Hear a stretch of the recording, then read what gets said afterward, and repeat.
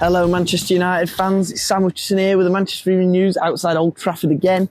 This is your preview for the Real Betis game away, second leg, and Manchester United seem to have this one wrapped up. They were so good in that first leg. They've been poor in the league recently, but Europe's been no issue for Manchester United really, and I can really see this being a pretty straightforward game for Manchester United. It's really sunny, but not actually very nice here in Manchester. So I wish I was going off to Spain for a nice week away, but here we are outside Old Trafford. The game, it's going to be... Real Betis really have an issue of they've got to score 4 goals. They've got to score 3 at least, probably 4, to win this game outright, 3 to draw it, because that first leg was an absolute demolition. They've got to do it without their best player in Nabil Fekir, who's injured for the rest of the season. They didn't even start their top scorer in the reverse fixture in Borja Iglesias and started Ayoze Perez up front, who obviously you'll remember from his time at Newcastle and Leicester in the Premier League. But they have some talent there, but they're missing some key players. Luis Felipe is also missing after he got injured in that first leg. I just can't see them really causing that much of an issue for Manchester United. Team news for United is Eriksen and Van der Beek are still out. Anthony Martial may return to the side after missing in recent weeks. He's so injury prone. I think he's missed more games at Manchester United than he's played. That might not be a fact, don't quote me on that. He might make the bench, he'll probably not start because Weghorst will start, and he seems to be one of Ten Hag's little favourites at the minute. So I can't really see too many changes with the international break coming up either for Manchester United. Casemiro was sent off again at the weekend, and it's a real disappointment in the league. But for the Europa League, it means he's available now. You shouldn't have really any questions about him starting in this game, and he probably will start again. He's been influential in that midfield and that midfield rejuvenation that Erik Ten Hag's overseen. And that's where this game will be won and lost, like it was really against Southampton. A draw against Manchester United for Southampton this season is like a win. So I just can't see really Betis causing that many issues, but the midfield is where the issues will come from if they do. And that's because they play a 4-2-3-1, which means their midfield is really stacked. They play Canales through the centre with Fekir's absence.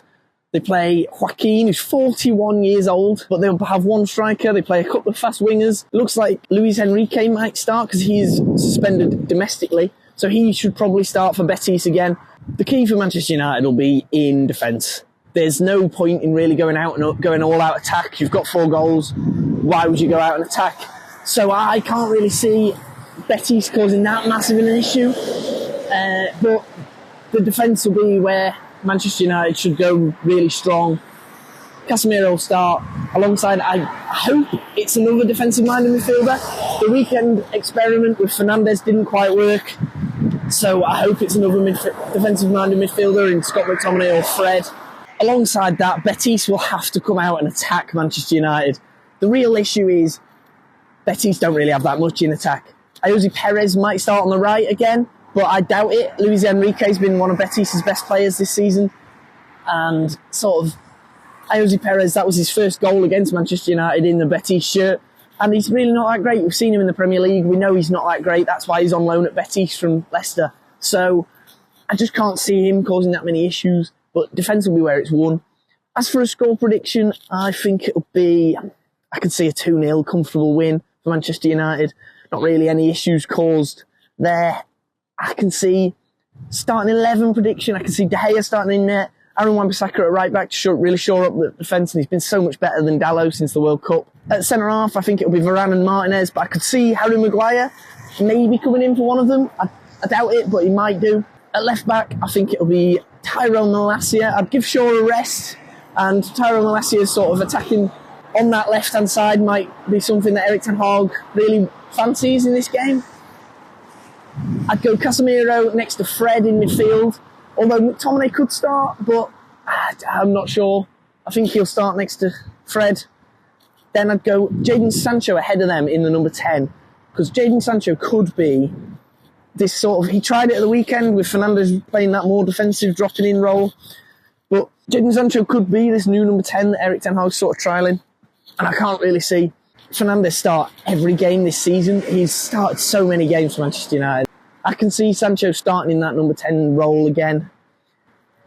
And then up front, in attack, I'd go for Anthony with Weghorst and Rashford.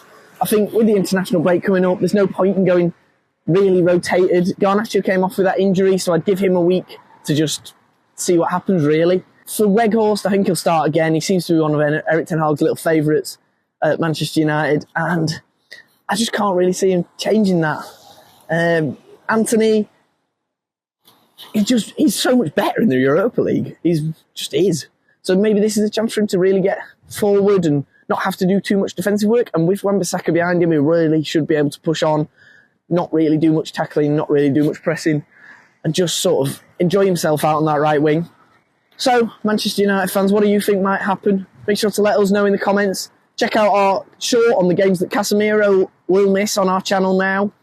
Check out the Manchester is Red podcast from yesterday, in which they went into a bit more depth on the Real Betis game and reviewed the Southampton game, including that Casemiro red card.